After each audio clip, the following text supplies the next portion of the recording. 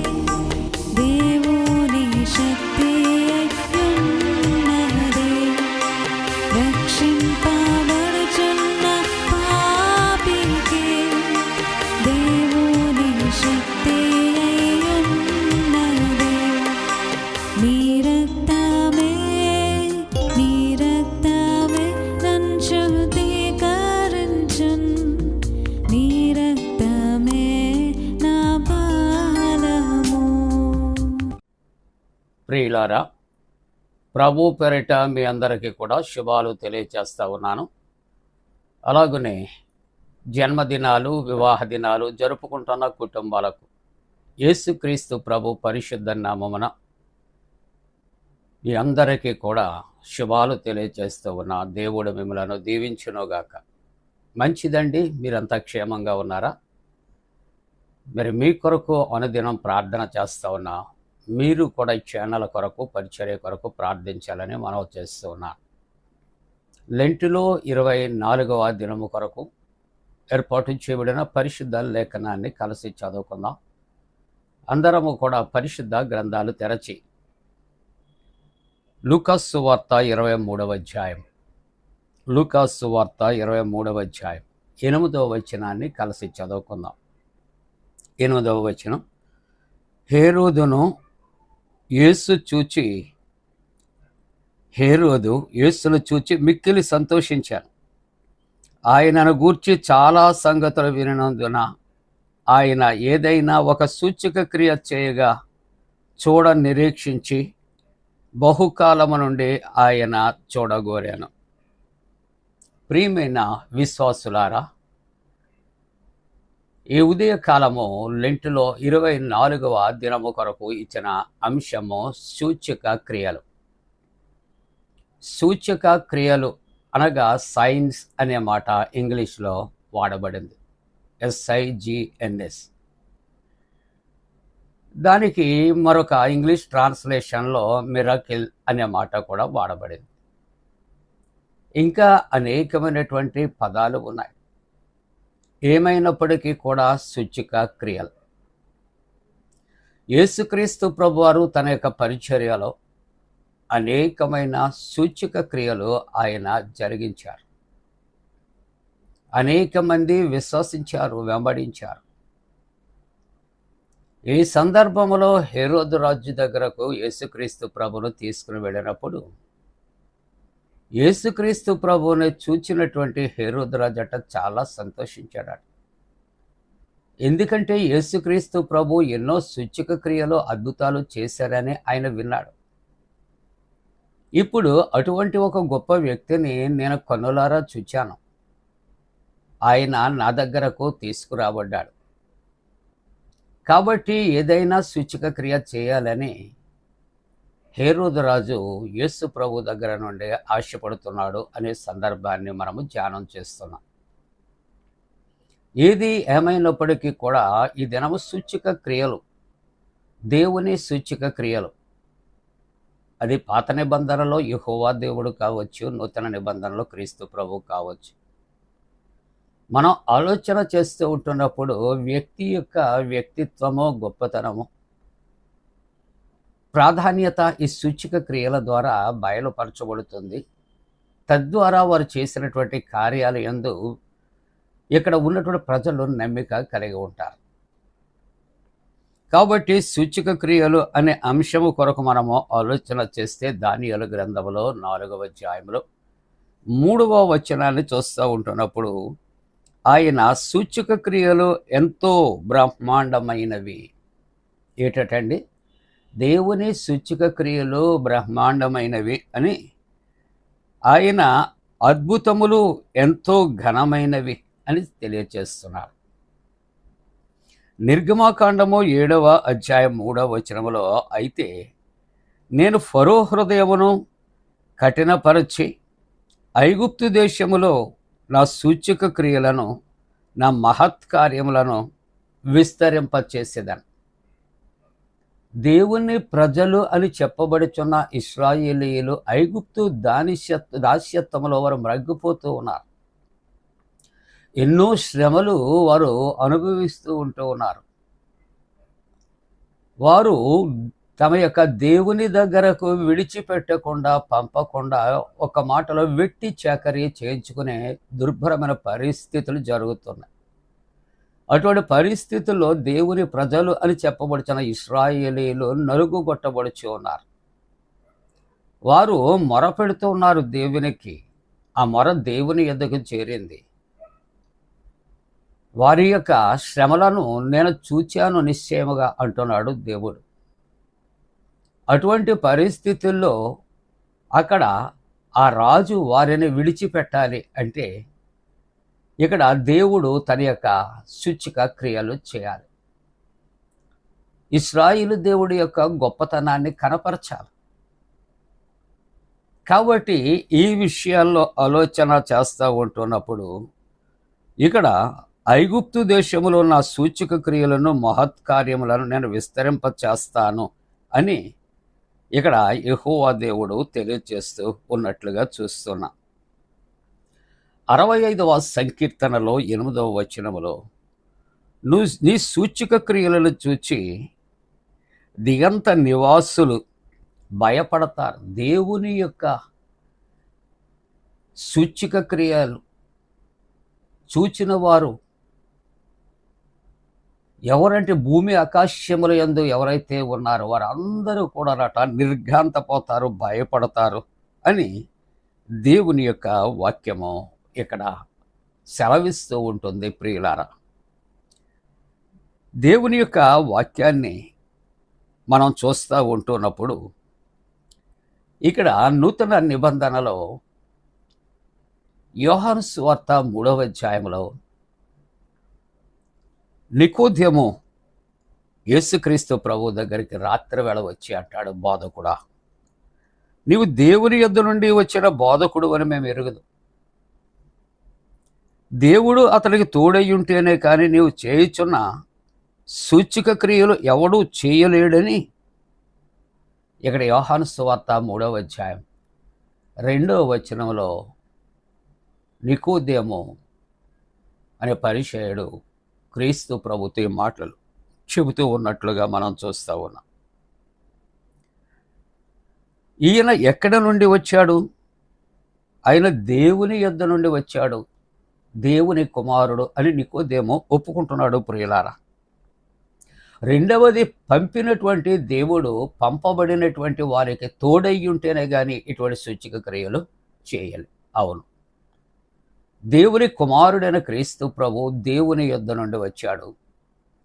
దేవుడు అని చెప్పబడుచున్న తన తండ్రి కుమారుడైన క్రీస్తు ప్రభువుకి ఆయన తోడై ఉన్నాడు. కనుకనే ఆయన ఎన్నో సూచక క్రియలు, అద్భుతాలు ఆయన చేసినట్లుగా పరిశుద్ధ గ్రంథంలో వ్రాయబడింది ప్రియులారా. యోహాను సువార్తలో 2వ అధ్యాయంలో 11వ వచనములో మనకు తెలిసినటువంటి మాటలు ఆలోచన చేస్తున్నప్పుడు, నీటిని ద్రాక్షారసముగా మార్చిన సందర్భాలు ఎక్కడైనా కనుగొన్నామా? అసాధారణం. ఈ యొక్క సైన్స్ లేక మిరకిల్ అనే మాట అసాధారణమైనటువంటివి సాధారణంగా చేసి చూపెట్టుట అనేది సూచక క్రియగా మనం భావిస్తూ ఉన్నాం. కాబట్టి యేసుక్రీస్తు ప్రభు ఆయన కానాలో నీటిని ద్రాక్షారసముగా మార్చి ఆయన మొదటి సూచక క్రియ ఆయన జరిగించినట్లు దైవ గ్రంథంలో వ్రాయబడి ఉంది. కాబట్టి ఇక్కడ శిష్యులు యేసునందు విశ్వాసముంచిరి అని పరిశుద్ధ గ్రంథంలో చాలా తేటగా వ్రాయబడుతూ ఉంటుంది ప్రియులారా. యోహాను సువార్తలో 4వ అధ్యాయంలో 54వ వచనములో యేసుక్రీస్తు ప్రభు యూదయ నుండి గలిలయకు ఆయన వచ్చి అక్కడ చేసినటువంటి సూచక క్రియ 2వ సూచక క్రియ. ఆ 2వ సూచక క్రియ ఏమిటంటే ప్రధాన యాజకుని యొక్క కుమారుడు ఆయన చనిపోయినప్పుడు యేసయ్య నోటి మాటతో బ్రతికించినట్లు పరిశుద్ధ గ్రంథములో ఇది సాధ్యమా? యోహాను సువార్తలో 12వ అధ్యాయంలో 37వ వచనములో ఆయన వారి ఎదుట ఇన్ని సూచక క్రియలు చేసిన వారు ఆయన యందు విశ్వాసం ఉంచగనే వారయ్యారు. యేసు ప్రభు ఇంకా ఎన్నెన్నో సూచక క్రియలు ఆయన చేశాడు. కుంటివారికి కాళ్ళు ఇచ్చాడు, గుడ్డి వారికి కన్నులు ఇచ్చాడు, ఊచకాలు చేతులు కలిగిన వారిని, పక్షవాయువు కలిగిన వారిని స్వస్థపరిచినటువంటి దేవుడు. చనిపోయినటువంటి లాజరు, యాయీరు కుమార్తె, ఇటువంటి వారిని ఎంతమందినో బ్రతికించి ఆయన సూచక క్రియలు చేసినప్పటికీ కూడా ఆయన యందట విశ్వాసం ఉంచలేదు అని దేవుని యొక్క వాక్యం. కాబట్టి యోహాను సువార్త 11వ అధ్యాయం 47వ వచనములో, కాబట్టి ప్రధాన యాజకులను పరిసయ్యులను మహాసభను సమకూర్చి మనము ఏమి చేసి ఉన్నాం? ఈ మనుష్యుడు అనేకమైన సూచక క్రియలు చేయుచున్నాడు. చూసారా, యేసుక్రీస్తు ప్రభు సూచక క్రియలు చేసి, అద్భుతాలు చేసి, స్వస్థతలు కలిగించి, కుంటి వారిని నడిపించి, చెవిటి వారికి వినికిడి కల్పించి, గుడ్డి వారికి దృష్టిని అనుగ్రహించి, ఈ సంగతులు పొందుకున్నవారు ఒకవేళ తర్వాత మర్చిపోతున్నారేమో కానీ ఇక్కడ ప్రధాన యాజకులు పరిసయ్యులు వారు భయపడి మహాసభను సమకూర్చి అంటున్నాడు. మనం ఏం చేస్తున్నాం అంటే మనం ఏమి కూడా చేయటం లేదు. కానీ ఈ యేసుక్రీస్తు ప్రభు ఈ మనుష్యుడు అనేకమైన సూచక క్రియలు చేయించు ఉన్నాడు. కాబట్టి యేసుక్రీస్తు ప్రభు ఆయన చేస్తున్నటువంటి సూచక క్రియలను బట్టి అనేక మంది ఆయనను దేవుని కుమారుడుగా గుర్తించారు.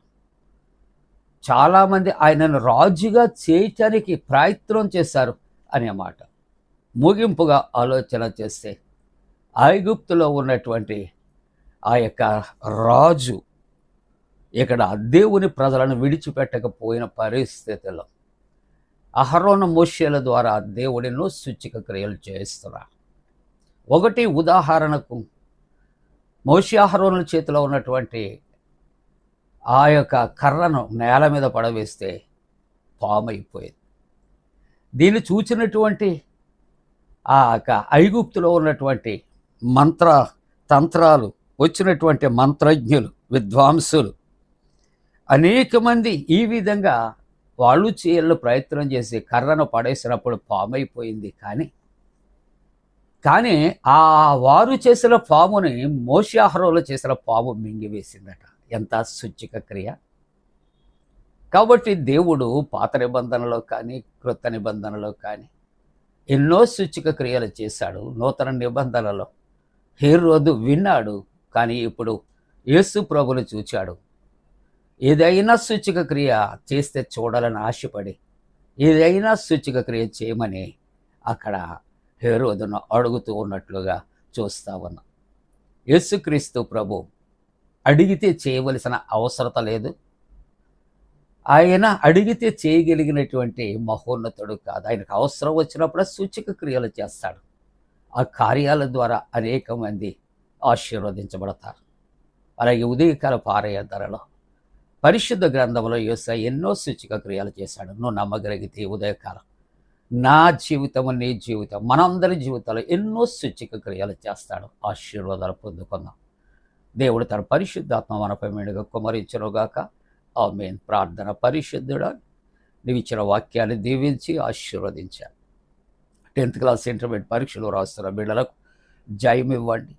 ఎవరైతే గుండె బలహీనతతో ఉన్నారో, అనారోగ్యాలతో ఉన్నారో, హాస్పిటల్స్లో ఉన్నారు, యాక్సిడెంట్స్ అయ్యాయో, ఎవరు తండ్రి నాయనా ఇదిగో ప్రభా ఆపరేషన్స్ అయ్యాయో వారందరినీ స్వస్థపరచండి నాయనా, రక్షణలో నడిపించండి. యేసు నామమున వేడుకొంచున్నాం తండ్రి.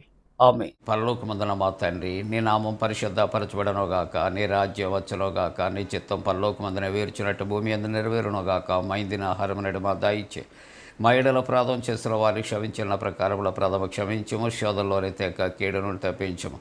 రాజ్యము, శక్తి, మహిమ నిరంతరము నీవే ఉన్నవి. ఆమేన్. మన పరమ తండ్రి అయిన దేవుని యొక్క ప్రేమయు, ప్రభువైన యేసుక్రీస్తు ప్రభు కృపయు, పరిశుద్ధాత్మ యొక్క అన్యోన్య సహవాసము ప్రాతకాల ఆరాధనలో ప్రభువుని ఆరాధిస్తున్న ప్రతి కుటుంబానికి తోడుగుండి సంరక్షించి కాపాడునుగాక. ఆమేన్.